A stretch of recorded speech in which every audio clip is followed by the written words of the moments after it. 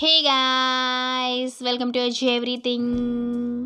ఈరోజు ఉసిరికాయలతో క్యాండీని ప్రిపేర్ చేస్తున్నానండి.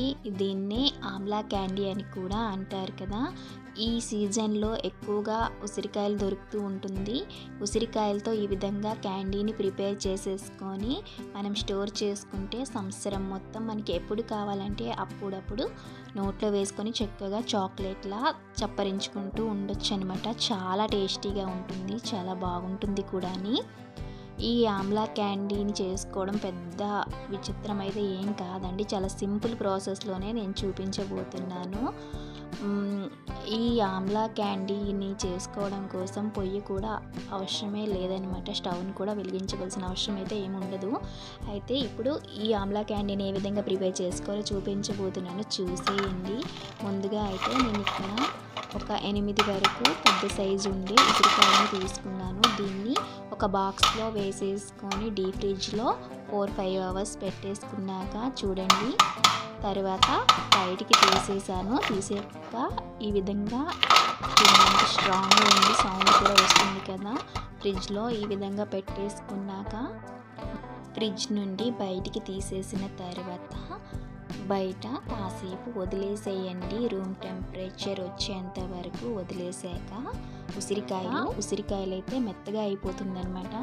ఈ విధంగా మెత్తగా అయిపోయిన తర్వాత నైఫ్తో చక్కగా ఈ విధంగా చిన్న చిన్న ఘాట్లు పెట్టేసుకొని తీసేస్తే ఈజీగా వచ్చేస్తుంది.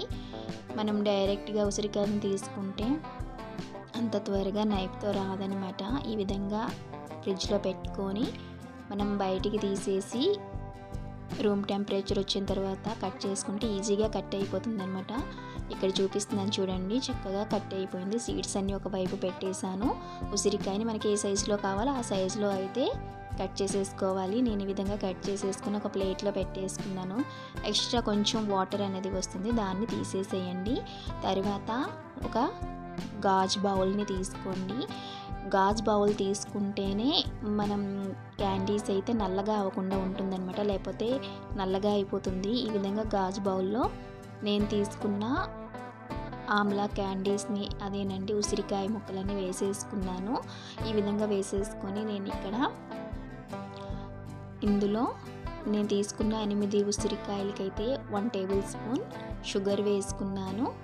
కొంచెం సాల్ట్ కూడా యాడ్ చేసుకున్నాను. నేను ఇది ఒట్టి స్వీట్ కాదు, అలాగని ఉప్పుగా కాకుండా రెండు కూడా వేసేసుకున్నాను అనమాట. కొంచెం ఉప్పుగా తీయగా ఉంటుందని చెప్పేసి ఈ విధంగా ఈ ఉసిరికాయ ముక్కల్లో వేసేసుకుని చక్కగా కిందకి పైకి కలిపేసానండి. ఈ విధంగా కలుపుకున్న తర్వాత ఇందులో కొంచెం నిమ్మరసాన్ని కూడా యాడ్ చేయండి. మీకు చూపించడం మర్చిపోయాను. నిమ్మరసం కూడా యాడ్ చేసేసుకుని చక్కగా కిందకి పైకి కలిపేసి దీనిపైన మూతను పెట్టేసి పక్కన పెట్టేసేయండి. ఈ విధంగా ఆ షుగర్ సాల్ట్ మొత్తం కరిగిపోవాలన్నమాట. ఒక 2 రోజుల వరకు ఈ విధంగా మధ్యలో తీసుకొని కలుపుతూ ఉండాలండి. 2 రోజుల వరకు ఈ విధంగా చేసుకోవాలి. 2 రోజులు ఈ విధంగా సైడ్న పెట్టేసి మధ్యలో తీసేసుకొని కిందికి పైకి చక్కగా కలిపేసుకోవాలి. 2 రోజులు అయిపోయిన తర్వాత ఈ ముక్కలన్నిటికీ చక్కగా ఆ షుగర్ సాల్ట్ అంతా పట్టేసుకుంటుందన్నమాట.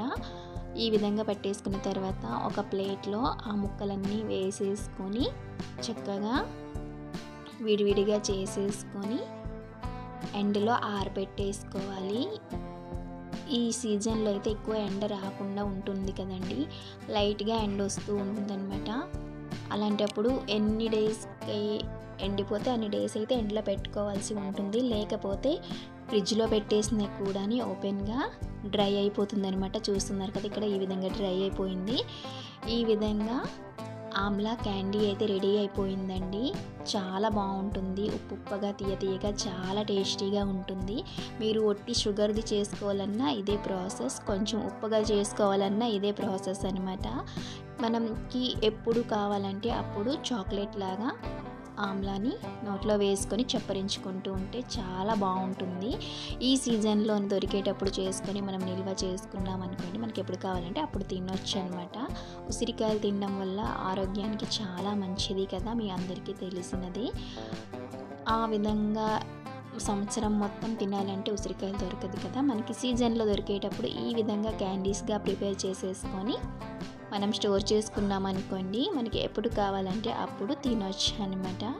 మరి ఈ ఆమ్లా క్యాండీ వీడియో అయితే మీకు నచ్చిందా? నచ్చినట్లయితే లైక్ చేయండి, షేర్ చేయండి, సబ్స్క్రైబ్ చేసేసుకోండి.